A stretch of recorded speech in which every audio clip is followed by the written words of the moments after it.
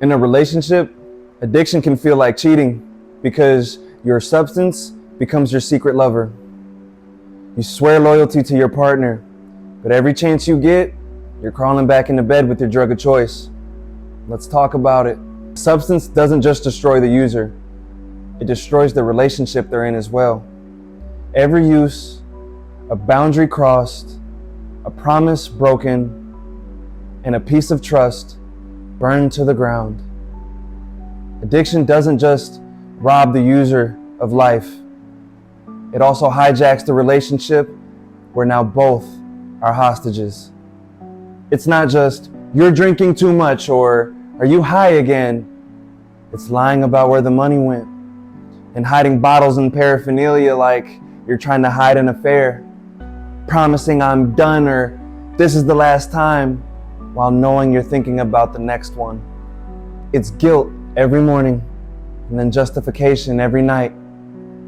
You can see that it's breaking them down, but you can't stop, even when you see the pain in their eyes. For the user struggling, it's not because they don't love you, it's because they have this monkey sitting on their back, whispering just a little bit louder than you do sometimes. They have a disease that lies to them in their own voice, and it says things like, just one more time, and we'll be done, and we'll be okay. And in a moment, even if they know it's a lie, they feel like they don't have a choice. They lie not because they don't care, but because of the guilt, the shame, and the powerlessness that they feel. In a moment, every promise is sincere, but their disease knows how to break them down long before they ever get the chance to keep it. For the partner, it feels like betrayal, like they're in competition with something they can never win against. For them, it doesn't matter whether you have a monkey on your back or demons in your chest. Every time you choose that drink or that high, and they watch you choose it over them, your family, your kids, over and over and over again, and each time you say, just one more time, all they hear you say is, they're not enough.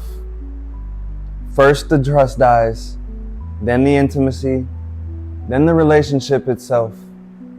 From forgotten dinners, broken plans, forgotten anniversaries, sleepless nights, empty beds that they come to while you're passed out somewhere else, and all of the apologies that they no longer believe in because they've heard you say them so many times.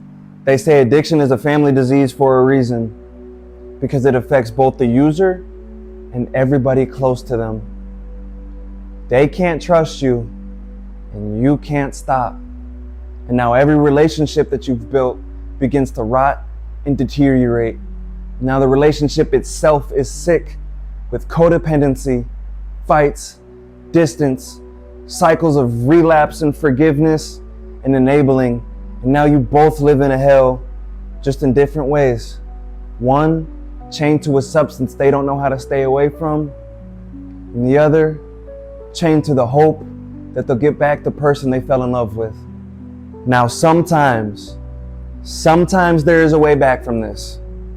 For the user, you cannot rebuild trust with more words and more apologies. It requires consistency. Showing up clean, showing up sober, keeping your word, letting actions scream louder than any promises you've ever made, holding yourself accountable, staying honest with yourself and your partner, and seeking help if you need it. For the partner, it's not about loving them harder. It's about loving yourself enough to set boundaries. And sometimes that means walking away.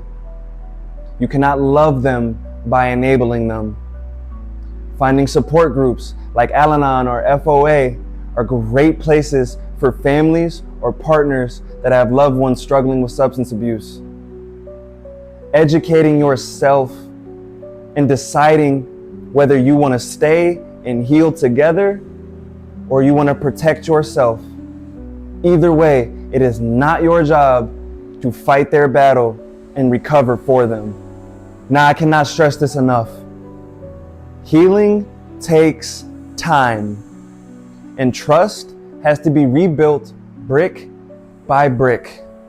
Love can survive addiction, but only if both parties are willing to choose truth over denial and healing over hiding. You can't be married to your drug of choice and your partner. Eventually, one of them is going to divorce you. Make sure the one that stays is the one that actually loves you.